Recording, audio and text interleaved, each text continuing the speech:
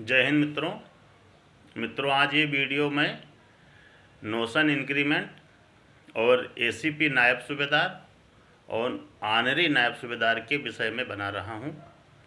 बहुत महत्वपूर्ण जानकारी ये है कि सबसे पहले आप कवर कीजिए नोशन इंक्रीमेंट पर। नोशन इंक्रीमेंट क्या होता है? जैसे हर आदमी को साल में एक बार जो भी केंद्रीय कर्मचारी है उसको नोशन इंक्रीमेंट मिलता है, उसको एक इंक्रीमेंट मिलता है साल में, वो 1 जुलाई को।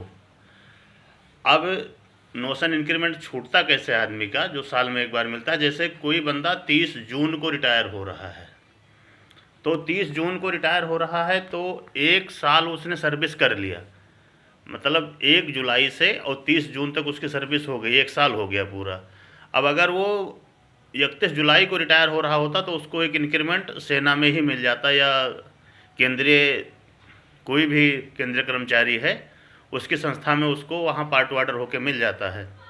लेकिन अगर वही बंदा 30 जून को रिटायर हो जाता है तो वहाँ पार्ट वार्डर उसका नहीं हो सकता, क्योंकि 30 जून को वो रिटायर हो गया और 1 जुलाई को उसका पार्ट वार्डर होना है। अगर हकीकत में देखा जाए तो जो उसने 1 जुलाई से लेके और 30 जून तक नौकरी किया है उसी का इंक्रीमेंट उसको मिलना है। लेकिन अब बात क्या हो गई कि वो जब 30 जून को ही शाम को रिटायर हो गया तो उसका अगले दिन पार्ट वार्डर तो होगा नहीं, तो उसका एक इंक्रीमेंट छूट जाता है। उसको पाने के लिए आदमी को अपने ट्रिब्यूनल में या अपने किसी कोर्ट में दरवाज़ा खटखटाना होता है। तो जो डिफेंस से रिलेटेड हैं उनको अपने आर्म्ड फोर्स ट्रिब्यूनल में दरवाज़ा खटखटाना पड़ता है, अपना केस फाइल करना पड़ता है।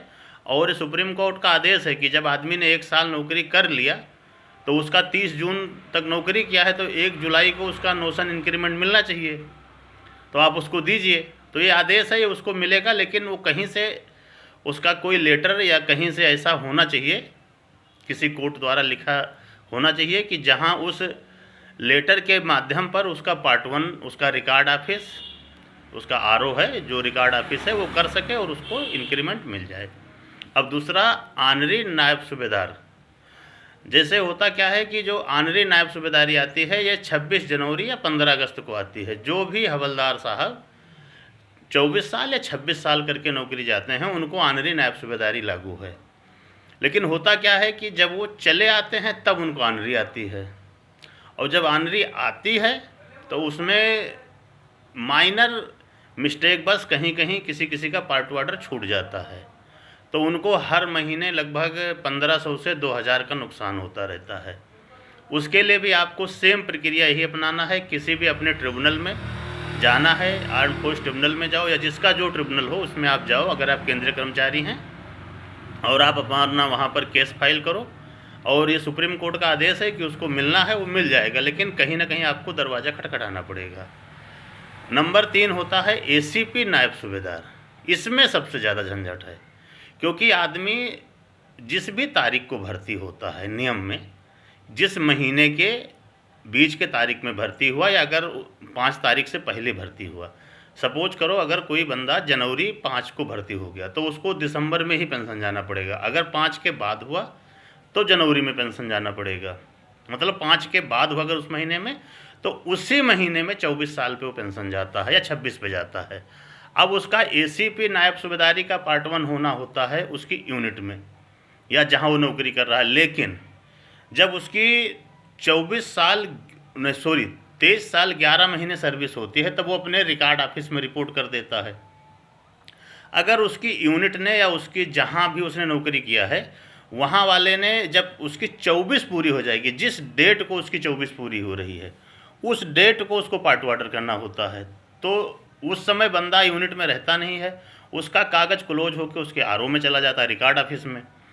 रिकॉर्ड ऑफिस बोलता है कि तुम्हारी यूनिट पार्ट वार्डर करेगी तब हम तुमको एसीपी नायब सूबेदारी देंगे या एमएससीपी 3rd देंगे। तो उस समय यूनिट और रिकॉर्ड ऑफिस के बीच में उसका एसीपी नायब सूबेदारी 3rd छूट जाता है।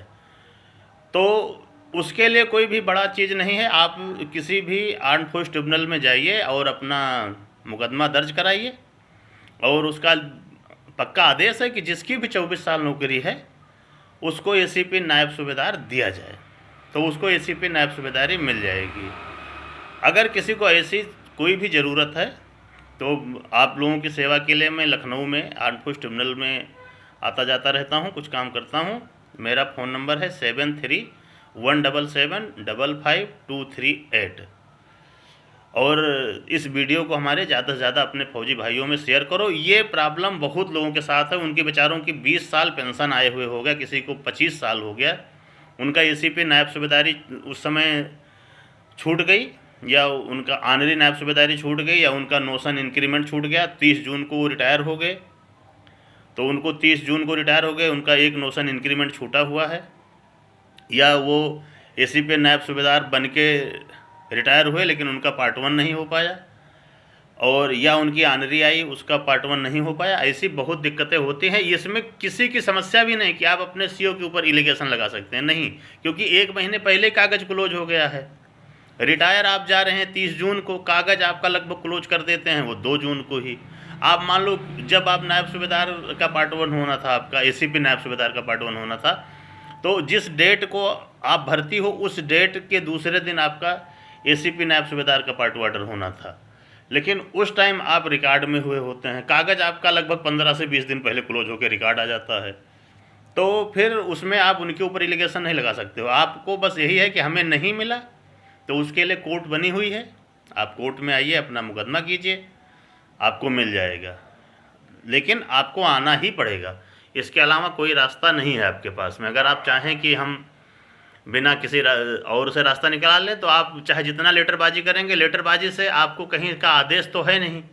जब वो कागज़ जाता है तब वो कहीं ना कहीं से आदेश जाता है साथ साथ में, या अपने डिफेंस सेक्रेटरी का आदेश जाए, या आर्मी कमांडर का आदेश जाए, या एजीएस ब्रांच के एडजुटेंट जनरल साहब का आदेश जाए, मतलब कुछ बड़े अथॉरिटी का आदेश जाता है साथ में, और उसमें कोर्ट का मुकदमा नंबर का आदेश भी लिखा जाता है, उसी से मिल पाएगा। इसलिए भाइयों, जिसका 30 जून को रिटायरमेंट है, वो उनका एक इंक्रीमेंट छूटा हुआ है, या जिनको नायब सूबेदार का एमएससीपी नहीं मिल पाया क्योंकि उनकी सर्विस जिस दिन 24 साल हुई उस दिन वो रिकॉर्ड में थे, वो, या जिनकी ऑनरी नायब सूबेदारी तो हमेशा आदमी के रिटायर होने के बाद में आती है, वो, इनकी ऐसी कोई भी दिक्कत होती है, आप हमारा फ़ोन नंबर है 7317755238, सुरेंद्र कुमार तिवारी, एक्स आर्मी। आप हमें कॉल करो और हम आपको इसका सारा डिटेल आपको बता देंगे। जय हिंद, अपना